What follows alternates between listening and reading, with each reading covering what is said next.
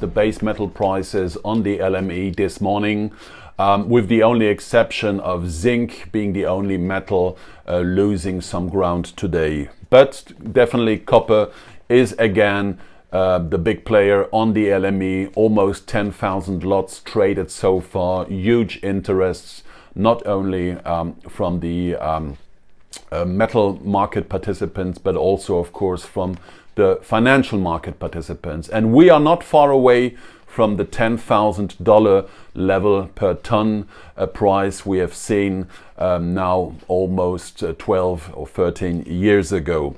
The momentum now is definitely on the base metal side, the upward momentum across most of the complex, that it has woken nickel up also from its 2-month slumber in low grounds. Of course, the market is focused right now on the fact that most of the global economies worldwide are recovering. We've seen some pretty good PMI indexes coming out lately, yesterday and as well as today. And the market is less focused actually on the areas where the COVID-19 is still raging, like in India or in Brazil. Having a brief look at the performances of the 3-month contracts on the LME, the biggest gainer this morning is nickel with more than 1.5% going up. Copper is up 1.16%. Aluminium slightly up 0.17% for the moment. Zinc, as I said, is losing, not really much, but like 0.3%. While lead is unchanged and tin is also going up about 0.3%. So still some heavy buying activities. The interest on the long side is still pretty good on the base metals. As we can see, quite high volumes, almost 10,000 lots of copper traded so far. So it's a huge actually volume being traded. The precious metals are almost unchanged this morning, not really big movements on that part. Gold is up by 60 cents per ounce at 1,781, while palladium is going up by 0.5% and trading so far at $2,933 the ounce. On the 10-year Treasury yields, it's slightly firmer this morning. It was quoted at 1.58% after we saw 1.57 yesterday at the same time. So almost unchanged, slight little recovery on that side. Same thing actually for the US dollar index. It's consolidating in low grounds. It was quoted at 90.92. after we saw yesterday at the same time a US dollar index at 90.67.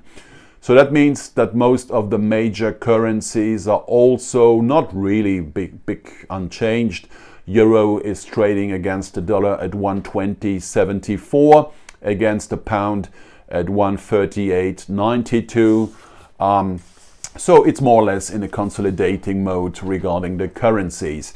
If we have a brief look at the economic calendar, the Japan CPI, the consumer prices came out earlier this morning. They were flat in March. The Bank of Japan also kept its policy rate at minus 0.1%, where it has been actually for many years. So not big changes from that side. We'll have some data on later on today on the Confederation of British Industry. We'll have some data on the US house prices, on the consumer confidence, and also the Richmond Manufacturing Index will come out. That might give an impact definitely to the markets this afternoon. So once again, it's just another day with multi-year highs on copper as well as on aluminium. Zinc and tin are definitely close to following. The zinc price is now almost at $2,900 a ton, while lead is accelerating higher. Nickel is trying to break higher too. So definitely all the base metal prices have the upward momentum after we saw like a period of consolidating during March and during the first half of April. But we should not forget that the metals could definitely also be vulnerable while they are actually consolidating. But actually it was only nickel during the last week which was hit on the downside. So the fact the rest were not hit hard just suggests that the underlying sentiment is still remaining quite bullish on the market. And that would mean actually that the path of least resistance remains to the upside. And that even more, of course, if the macro data is suggesting otherwise.